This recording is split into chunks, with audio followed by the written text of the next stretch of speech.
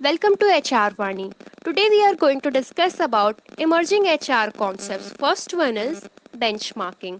Benchmark term से बना है, which means to evaluate something by comparison with a standard. For an example, कोई एक कंपनी है जिसका कोई प्रोडक्ट है, सर्विस है, whatever it is, चाहे प्रोडक्शन ही है, उसे हम एक स्टैंडर्ड से इवेलुएट करते हैं. That is the benchmark. Now coming up to benchmarking.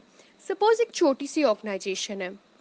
जो छोटी सी ऑर्गेनाइजेशन है वो क्या करती है कि जो बड़े ऑर्गेनाइजेशंस है, जो सक्सेसफुल ऑर्गेनाइजेशन है, जो टॉप में ऑर्गेनाइजेशंस है, उनकी management practices, what products they are offering, what services they are offering, like whatever management practices they are offering or they are doing, such management practices are the benchmark for the smaller one. तो जो छोटी organisations है उनके लिए जो बड़े organisations के management practices हैं, सुपीरियर प्रोडक्ट्स हैं, वो सारी चीज़ें क्या होती हैं? बेंचमार्क होती हैं. तो बेंचमार्किंग क्या होता है? ये एक कंटिन्यूअस प्रोसेस है. क्या है ये एक कंटिन्यूअस प्रोसेस है जिसमें हम क्या करते हैं? प्रोडक्ट्स, सर्विसेज को आइडेंटिफाई करते हैं, superior product, superior services, superior processes, और ऐसे प्रैक्टिसेस को हम आइडेंटिफाई करते हैं और अपने ऑर्गेनाइजेशन में यूज़ करते हैं जिनसे हम कॉस्ट रिडक्शन कर सकें, क्वालिटी इम्प्रूवमेंट कर सके, इन्वेंट्री को कट डाउन कर सके और हम ग्रेटर सेटिस्फैक्शन कस्टमर को दे सकें.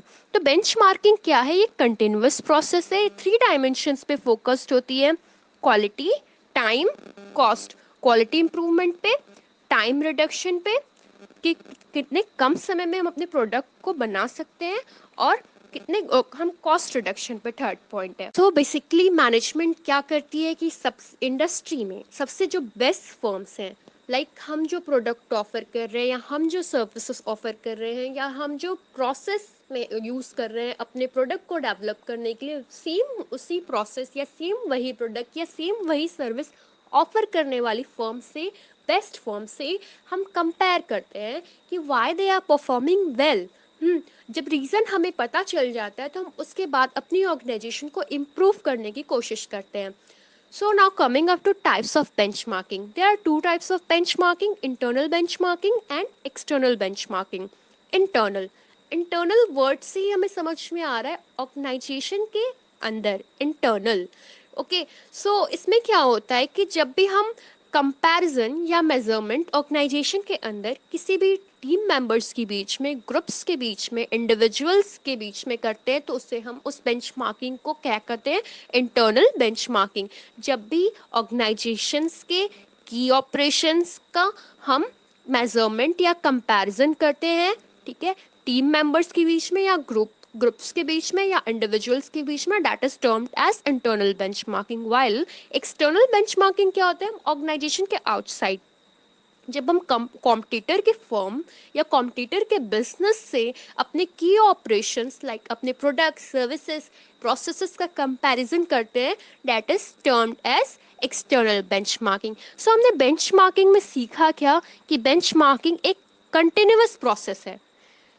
एक ये क्या है? ये कॉन्टिन्यूस प्रोसेस है जिसमें हम ये आइडेंटिफाई करने की कोशिश करते हैं कि जो हमारे प्रोडक्ट क्या है उससे सुपीरियर प्रोडक्ट क्या है, या जो हमने प्रोसेस यूज़ किया है अपनी कंपनी में उससे सुपीरियर प्रोसेस क्या है, या जो हम सर्विसेज ऑफर कर रहे हैं उससे सुपीरियर सर्विसेज और क्या ऑफर हो सकती हैं, and what management practices can be offered.